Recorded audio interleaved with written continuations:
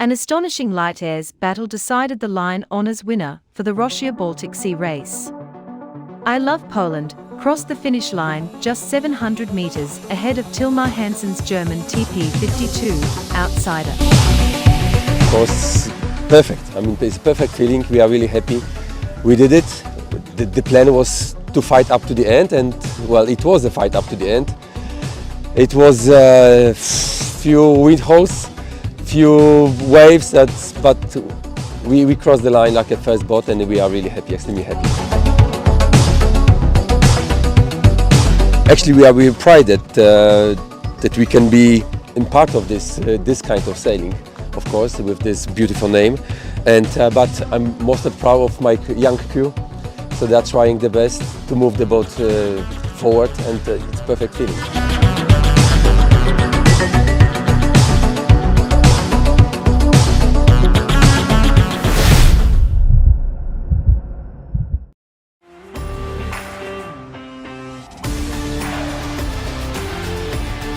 This is the Sailing World on Water, July 29, 2022. After composite repair work late into the night, as well as remedial work to the engines of their support rib, the Plattner family's Phoenix team made a strong start to Puerto Portals 52 Super Series Sailing Week. For the third regatta of the 2022 season, we're back here on the Sunshine Island of Mallorca. And it is super hot, this heat wave continues. Yeah, it is going to be a hot week, I think. Encourage everybody to stay out of the sun and stay in the AC and stay hydrated. It's really about all you can do. On the water we have 9 boats racing. Quantum have won 2 regattas back to back. Can anyone stop the Quantum momentum? So I think they're sailing obviously really well, but they're also quite fast, I think. I think they're the one to beat in the fleet as far as speed's concerned. And yeah, there's any one of about 5 boats that could beat them if they put it all together. And one particular challenge for the Quantum this week is Doug Davies, the owner-driver, is not with us. Terry Hutchison steps into the hot seat and Lucas Calabresi comes in as tactician. You know, I have to stay focused on steering the boat. And, you know, we have little prompts written around the boat that I need to shut up and drive. Race number 1 starts in 8 to 9 knots of breeze after a delayed start. Phoenix start 3 up from the pin end of the line, get a solid start. Sled are most right, and they get the first shift well. Phoenix tack out to the right side early on, and that really does pay off. They lead at the top mark with Sled in second, and the first victory goes to Phoenix. Slightly more breeze for the second race, about 10 to 11 knots on the start line. Interlodge pretty much do the same thing as Phoenix did in the previous race, but in the top mark it's Value leading from Interlodge in second. Down the first run and Interlodge get ahead. At the second upwind mark then there's an overlap with Phoenix on the inside, Platoon and Quantum Racing. Phoenix get through at the top mark, Platoon also, but Quantum Racing foul Platoon and have to do penalty turns, and that does cost them. So Interlodge get their first race win of the season. After 2 races then, Phoenix lead on 4 points, second Sled on 4 points, also Interlodge on 5 points are in third place. Yeah, great start for our team. First and a third place, and the way we battled back in the second race, we're really happy. Yeah, we are very happy. Things are going well. Yesterday a win on the practice race, and today 2 seconds. So 2 good, if slightly challenging races on the Bay of Palma. Temperature staying up for the next few days. It's going to remain super hot here in Puerto Portals.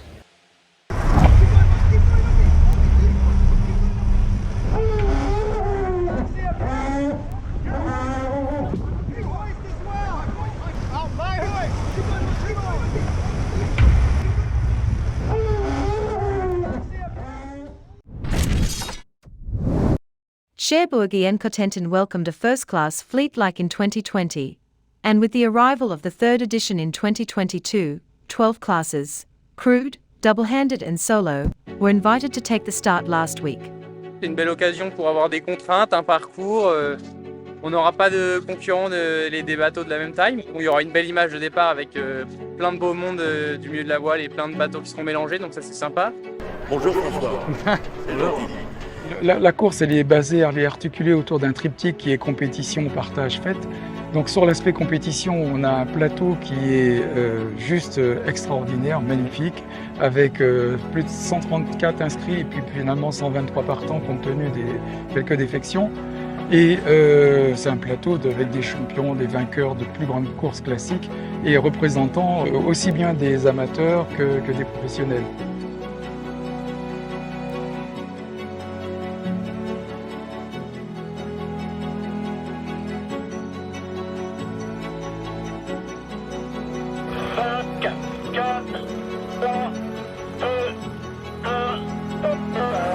On part, il est 14h20, je suis bien placé sur la ligne, quelques longueurs pour pas griller, et ça part pleine balle, je suis de mon côté. Comme c'est facile, ça passe sur un bord pour la première bouée, j'enroule dans le top 3, et là on attaque la manœuvre pour envoyer le spi, et voilà, et dès que c'est envoyé, après une bonne suée, un gros effort pour envoyer le spi en tête, enlever la chaussette, le régler, régler tout le bateau, regarder où on va, enfin se poser et puis préparer la suite, l'enrouler de la bouée d'Urville un petit peu plus loin et ensuite un affalage à la bouée d'Urville un peu technique puisqu'on descend le spi pour envoyer le Genac et déployer le Genac et partir vers l'Angleterre.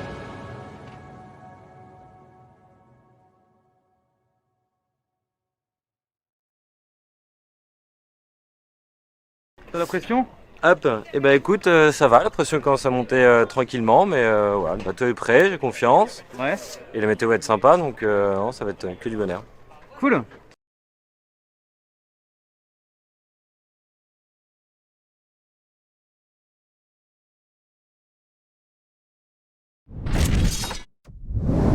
Boris Herrmann's offshore sailing team launched their new race yacht as scheduled last week, after 18 months of innovative design and construction. With its spoon bow and schistro-shaped foils, the Melitizia Sea Explorer and the international team are ready to race again. It's an Imoca, so a race boat made specifically to race around the world in the Vendée Globe and in the ocean race. There are no other boats made for that, or very few other types of boats made for this purpose. So things with the Imoca 60s is their development class.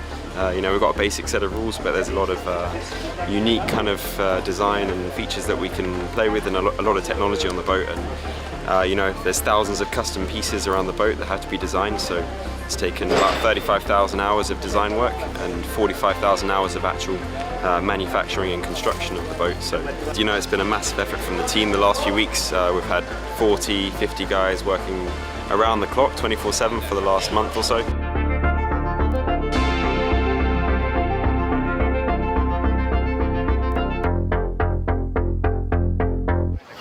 My feeling is that there's very little contradiction between an ocean race concept and the Vendée Globe. The crew number for the ocean race is 4 sailors and a media man, and typically Imoca is designed for minimum 2 people. It's actually quite achievable to combine these 2 races into one boat concept, and this boat has been primarily designed for the Vendée Globe, but with the idea to have space here, so when I sail solo I can also sleep next to the winch, next to all the ropes, in the middle of the action, where when we sail as a crew, people can then sit on that bench and use the same space. The mast sits a little bit inside the deck. The boom is very flush with the cockpit, with the cockpit roof. This part here with the windows is what we call the cockpit, is where we do all the maneuvers. We have there a tiller, we have winch, the winches are there, all the ropes. One idea was to have a proper seaworthy boat with the freeboard, with a bow that is not too much inverted, like we see it on some Imocas, that the bow goes up and then in.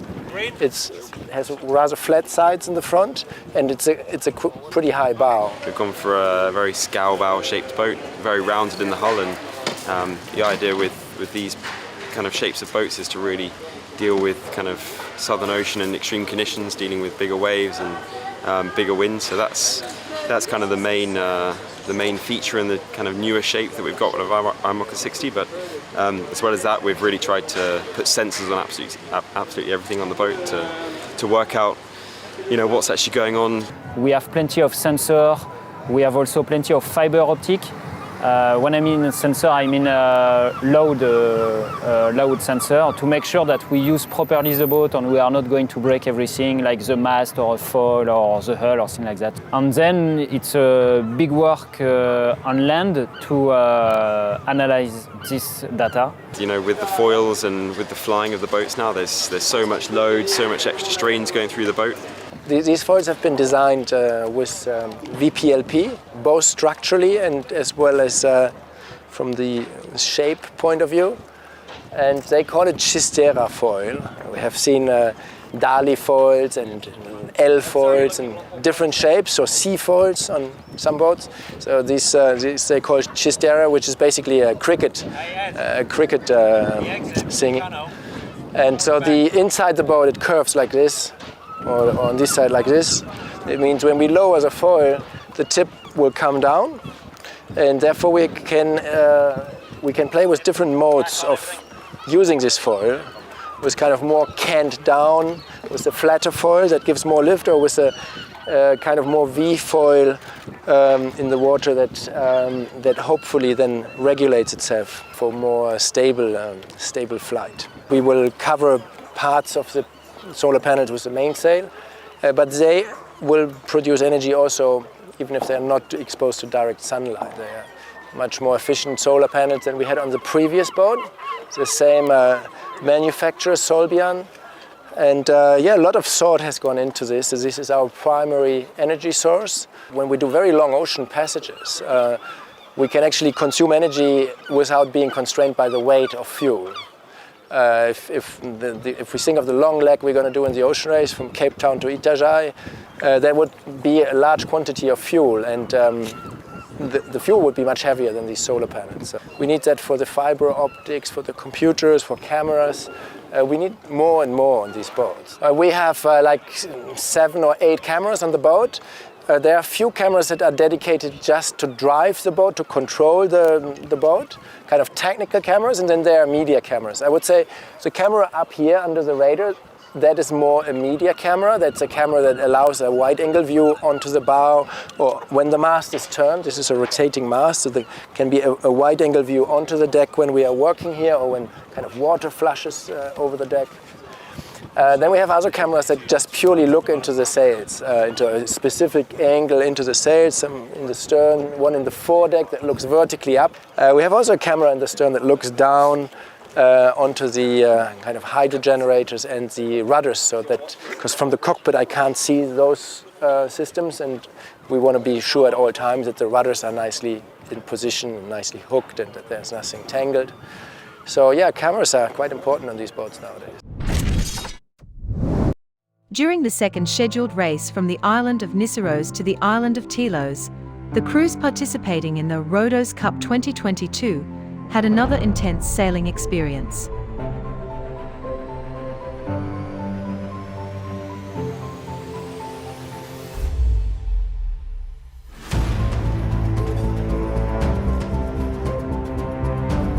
It's my first time in Rotos Cup.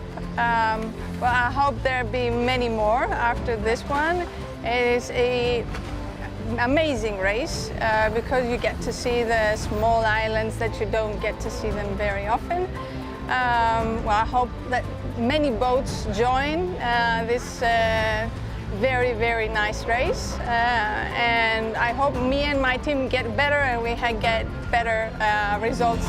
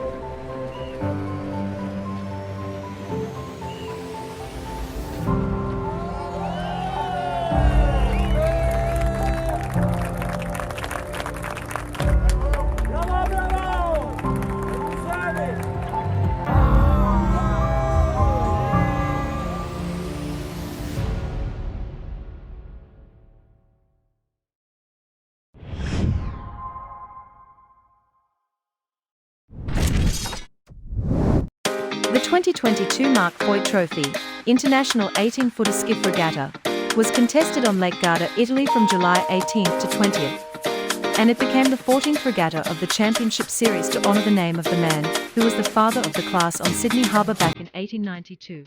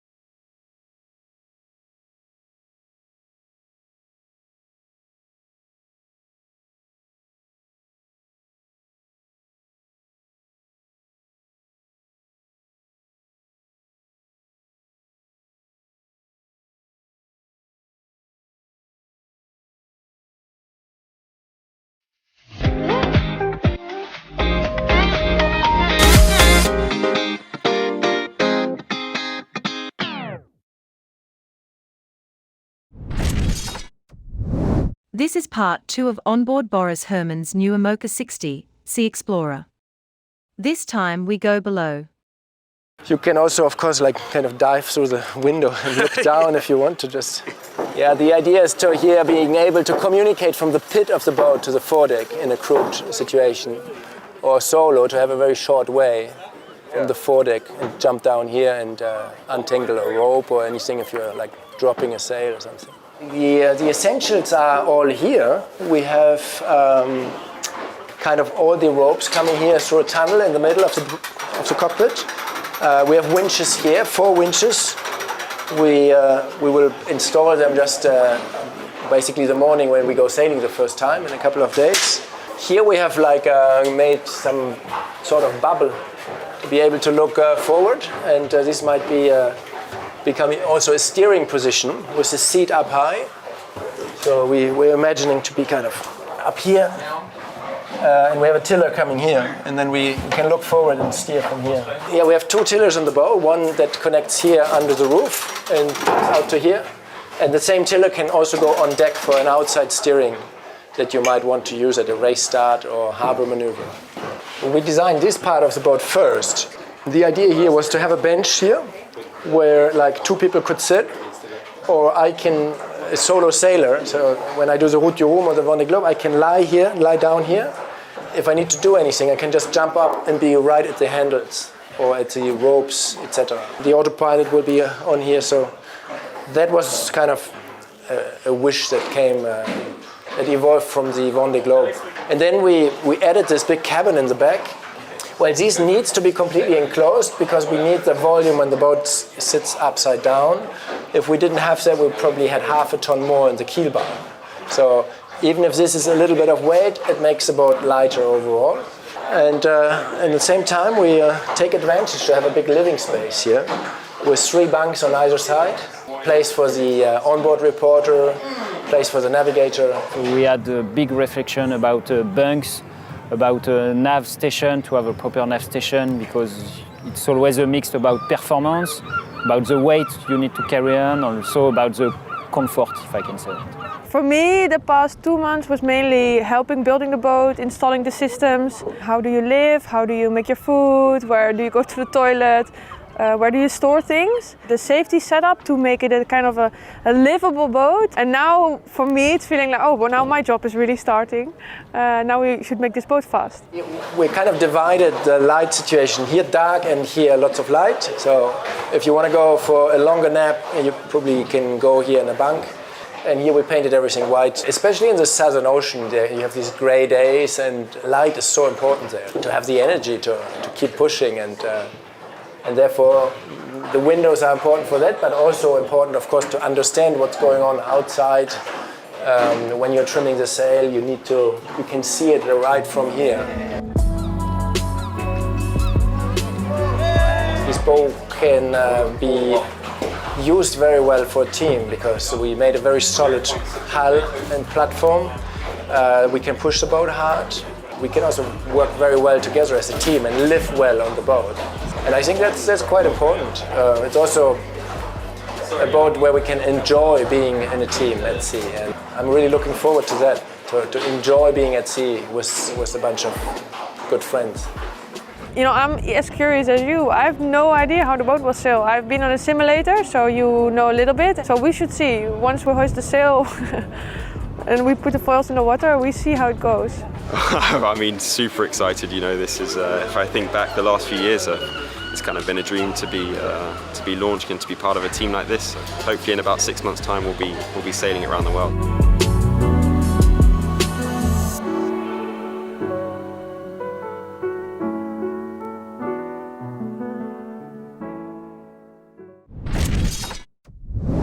Phoenix tactician Tom Slingsby talks after day 2 when they finished first and fourth. So Tom, happy with the day generally?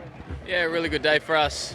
We had a first and a fourth, and yeah, we're in the hunt, we're in the game. Sled had a good day as well, and Interlodge came back with a good second race. So it's tight, the points, but we're in the hunt, and we're happy with that. Well, that second race could have gone better, or were you happy? Yeah, for sure. The second race, well, it could have got off to a better start. We were down the pin end with Quantum, and they were able to tack and cross, and we weren't able to tack and cross, and got pinned out past ley line. But from then on, we did really well. We could have very easily have been last around the top. I think we were second or third last, and then we chipped away, gained boats each leg, and got a fourth. We're really happy with that. Tell me a little bit about gaining boats. It's so hard on that racetrack. Where are you getting it from? It is so hard to overtake positions out there, and especially being one of the top boats, everyone's sort of got their eyes on you and want to make sure they tack on you. But yeah, you're hoping for mistakes. You're hoping other boats engage in a battle and you can sneak up on them. But yeah, we haven't been flying past people with boat speed or anything. It's been just making a few less mistakes and not overlaying marks and chipping away.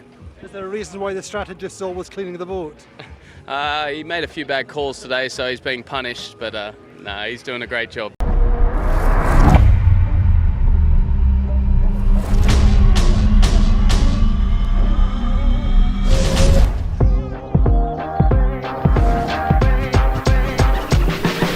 Day 2 here in Puerto Portals, another hot one in prospect. Good sea breeze coming in, maybe 10 knots, something like that, but still hot. Very open at the top of the fleet, very difficult race course to read, but don't sweat the small stuff. For sure it's going to be another hot one, very similar to the other days, to the past 4 days that we've been sailing here. Well, race 3, a decent sea breeze on the start line, round about 10 knots. Phoenix start nicely, 2 boats from the committee boat end of the line, the right end of the line. Privetza way down on the pin end. It's all about the ley line to the top mark though. The left side is generally favoured, but Sled are the early leaders on the right. But as is often the case in Palma, the left comes good. Phoenix get round the top mark with the lead. Allegra second and Privetza in third. Quantum Racing and Platoon are deep, but it's a win for Phoenix and they extend their lead at the top of the table. Well, there's only 8 or 9 knots. The breeze has dropped very slightly for the start of the second race of the day. Platoon start nicely on the left of the line towards the pin end of the line. Quantum Racing are actually best off the start line, a really nice opening. Phoenix are over the start line and have to recross, and that really does cost them up the first beat. So at the top mark it's Platoon leading, Quantum Racing in second, Privetza once again doing a good first beat with Interlodge round in fourth, but Interlodge get through to third with Platoon winning, Quantum Racing second, Interlodge through third, and Interlodge take the regatta lead for the first time in their recent history. So the standings after 4 races, Interlodge leading by a single point, they're on 11, Sled are second on 12 points, Phoenix now in third on 13 points. I'm very excited that we were able to be the prevailing boat today, and particularly with 2 third places. So it showed the consistency of the team, I would think, more than anything else. New team, but I've known a lot of the guys for a long time. I sail with a lot of the guys on different boats, and you know, just the team's just so in tune with each other. They got a good bond, and it's just Sam Davies of Initiative Coeur fame has a new Imoca 60 boat, built for the 2024 Vendée Globe race. The boat's foils are streamlined wings that move in the water and transmit a lift force to make it take off at downwind speeds. They bring a significant gain in performance and speed. Alors nous sommes chez Havel où on découvre donc la forme du foil. On la découvre presque pour la première fois. Cette forme, elle a été le fruit de travail avec les... Alors nous sommes chez Havel où on découvre donc la forme du foil. On la découvre presque pour la première fois. Cette forme, elle a été le fruit de travail avec les architectes, avec Sam Manoir et son équipe, avec notre bureau d'études. Donc là, on est dans une des dernières étapes de construction du foil. Pour en arriver là, il y a énormément d'étapes préliminaires. Ce qu'est en train de faire l'équipe d'Havel là, c'est de venir poser des tissus qui vont fermer le foil d'une part, et d'autre part qui vont lui donner aussi des propriétés mécaniques, notamment de résistance à la torsion. Ensuite, il y aura encore, je dirais, deux étapes principales. L'une qui va consister à mettre des fibres optiques dans le foil. Ces fibres optiques vont nous permettre de suivre ensuite les déformations du foil pour voir à la fois s'il travaille conformément à ce que l'on attend et puis avec des déformations qui sont celles que l'on souhaite. Et la deuxième utilité de ces fibres optiques, ça va être de connaître les efforts appliqués au foil et éventuellement de brancher des alarmes pour ne pas sursolliciter le bateau et notamment le gréement et le mât. Alors, le test du jour, on réalise des tests statiques sur les nouveaux foils pour mesurer les contraintes et aussi l'émission acoustique du foil. Donc on va écouter les bruits qu'il fait pendant qu'on monte en charge. Et suivant les bruits qu'on entend en acoustique, ça va pouvoir nous dire s'il y a un problème ou pas dans la structure du carbone. Ce sont des manipulations avec des pièces chères et qui peuvent être dangereuses si elles ne sont pas faites correctement, parce qu'on va quand même mettre beaucoup de charges. On monte à une charge que le calculateur nous a donnée. Donc on va aller tirer dessus jusqu'à ce qu'atteindre cette charge-là et voir ce qui se passe. Et ça va nous permettre de mesurer les efforts dans le foil et de mesurer les déformations du foil également. Et d'étalonner la fibre optique qui nous servira après dans le bateau pour voir combien le foil pousse en mer.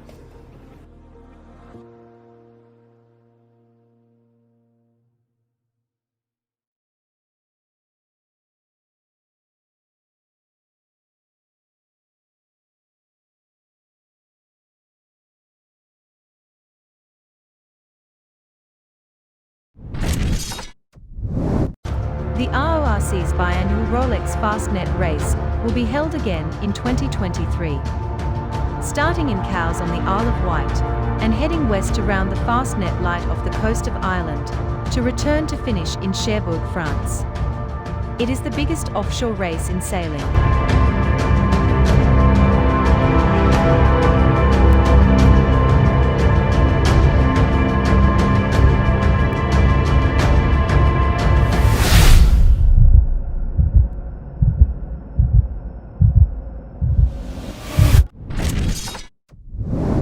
Day 2 of Kitefoil World Series Gazeria produced slightly lighter winds, and through some subtly different challenges, at the 96 riders competing in the south of Italy.